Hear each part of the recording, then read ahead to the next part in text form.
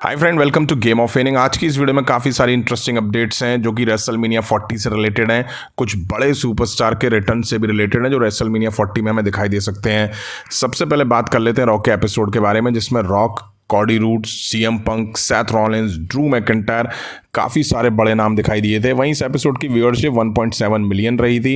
वहीं पीक पे जो सेगमेंट इस एपिसोड का था वो था सीएम पंक, सेथ रॉलिंस और ड्रू मैकिंटायर का।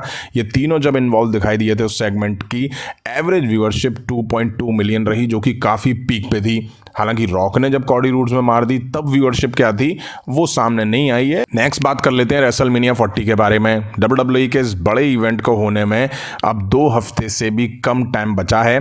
WWE की तैयारी भी जोरों शोरों से चल रही है। इस पिक में आप देख सकते हैं कि रेसलमेनिया 40 के लिए कंस्ट्रक्शन होता दिखाई दे रहा है। अब ये काफ़ी अर्ली पिक्स हैं जिसमें रिंग के आसपास काम चल रहा है। वहीं कुछ और पिक्स में देख सकते हैं कि रेसलमेनिया के जो लोगों के लेटर्स हैं वो भी रखे हुए हमें दिखाई दे रहे हैं। क्राउड कैपेसिटी भी आप देख रहे हो कितनी ज़्यादा होने वाली है। वहीं कुछ प्रोडक्शन ट्रक की भी फोटो सामने आई हैं जिसमें आप देख सकते हैं लोगन पॉल, सेथ रॉलिंस और जे उसो भी दिखाई दे रहे हैं। वहीं शार्लेट फ्लेयर और ड्रू मैकिंटायर की फोटो तो काफ़ी पुरानी है, पहले भी मैं आपको दिखा चुका हूं। तो अब लोग यहां से अजम्पशन लगाने लगे हैं कि क्या शार्लेट फ्लेयर यहां पे सरप्राइज रिटर्न करती हुई दिखाई दे सकती हैं। अब WWE खुद टीज कर रही है कि यहां पे काफ़ी सारे सरप्राइज रिटर्न हो सकते हैं। अब ये केवल फैन को बेवकूफ़ बनाने के लिए या वाकई ऐसा कुछ होगा, ये तो टाइम बताएगा। नेक्स्ट बात कर लेते हैं बैकी लिंच के बारे में। बैकी लिंच वर्सेस रिया रिप्ले के बीच रेसलमेनिया 40 में टाइटल मैच तो दिखने वाला है। वहीं बैकी लिंच ने खुद से एक बात बताई है। उन्होंने कहा है कि उनका करंट WWE कॉन्ट्रैक्ट के लास्ट 2 महीने बचे हैं। अब यार नया कॉन्ट्रैक्ट तो बैकी लिंच साइन करेंगी ही, हालांकि अभी तक नहीं करा है और हंसते हंसते WWE उनसे नया कॉन्ट्रैक्ट साइन करवाएगी। बड़ी सुपरस्टार जो हैं, अब 2 महीने बचे हैं तो ऐसा मत सोचना कि बैकी लिंच WWE छोड़ के किसी और कंपनी में चली जाएंगी। ऐसा तो खैर कभी नहीं होने वाला है। जल्दी बैकी लिंच WWE के साथ न्यू कॉन्ट्रैक्ट साइन करेंगी, वो भी इसलिए क्योंकि वो शायद आने वाले रेसलमेनिया 40 में चैंपियन जो बनने वाली हैं। नेक्स्ट बात कर लेते हैं इन्फोर्सर सोलो सिकोआ के बारे में। भाई साहब, एक टाइम सोलो सिकोआ को WWE जबरदस्त पुश दे रही थी, कमाल के वो दिखाई दे रहे थे और मजाल है कोई उनके सामने टिक पाए। बट सोलो सिकोआ को पिछले कुछ टाइम से कितनी बैड बुकिंग मिल रही है उसका अंदाजा आप इसी बात से लगा सकते हैं कि जब से सोलो सिकोआ ने जॉन सीना को हराया है तब से सोलो सिकोआ 34 बार हार चुके हैं और एक भी मैच वो जीते नहीं हैं। कहाँ एक टाइम वो अनडिफीटेड थे। इन 34 हार में लाइव इवेंट्स भी शामिल हैं। अब WWE ने सोलो सिकोआ को एक जॉबर बना के डाल दिया है।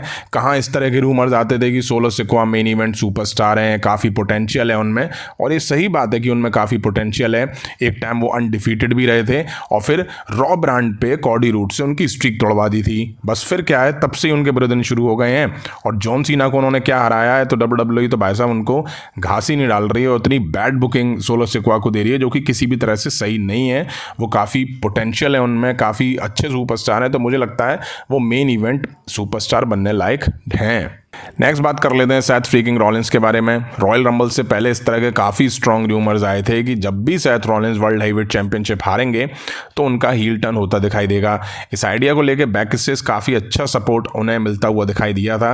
अब रेसलमेनिया 40 में Seth Rollins versus Drew McIntyre के बीच वर्ल्ड हेवीवेट चैंपियनशिप के लिए मैच होने वाला है, तो काफ़ी हद तक चांसेस हैं कि सेथ रॉलिंस अपना वर्ल्ड हेवीवेट चैंपियनशिप टाइटल या हार जाएं और फिर उनका हील टर्न हमें होता दिखाई दे सकता है। अब वो शायद कॉडी रूड्स के खिलाफ हो सकता है, इसका भी काफी स्ट्रॉन्ग चांसेस नजर आ रहे हैं। अब देखते हैं WWE इसे कैसे एग्जीक्यूट करती हुई दिखाई देती है। नेक्स्ट बात कर लेते हैं स्टोन कोल्ड स्टीव ऑस्टिन के बारे में। PW इनसाइडर की एक रिपोर्ट में कहा गया है कि WWE काफ़ी कोशिश कर रही है कि वो स्टोन कोल्ड को रेसलमेनिया 40 वीकेंड में इन्वॉल्व करा सके। वहीं स्टोन कोल्ड ही नहीं, हल्क हॉगन को लेके भी इसी तरह की मैसिव रिपोर्ट सामने आ रही है PW इनसाइडर की।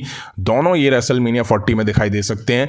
वहीं हल्क हॉगन को लेके वीकेंड नहीं वीक वर्ड का यूज़ करा गया है, तो अब कन्फ्यूजन ये है क्या वो रेसलमेनिया 40 के वीकेंड में दिखेंगे या उससे पहले हॉल ऑफ फेम जो शो होगा उसमें दिखाई देंगे।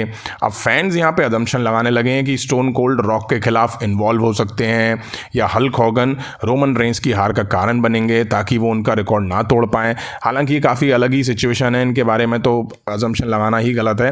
वहीं WWE ने खुद से भी इस चीज़ को टीज करा है।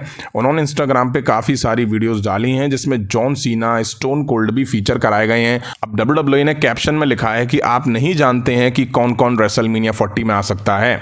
अब देखिए WWE खुद से टीज कर रही है। अब ऐसा होगा या नहीं होगा ये तो खैर आने वाला टाइम ही बताएगा। तो फ्रेंड ये थी WWE से रिलेटेड कुछ इंटरेस्टिंग अपडेट्स। उम्मीद है वीडियो आप सभी को पसंद आई होगी। यहाँ तक वीडियो देखिए तो लाइक करें, शेयर करें अपने फ्रेंड्स के साथ। मिलता हूँ जल्दी नेक्स्ट वीडियो में। Thank you.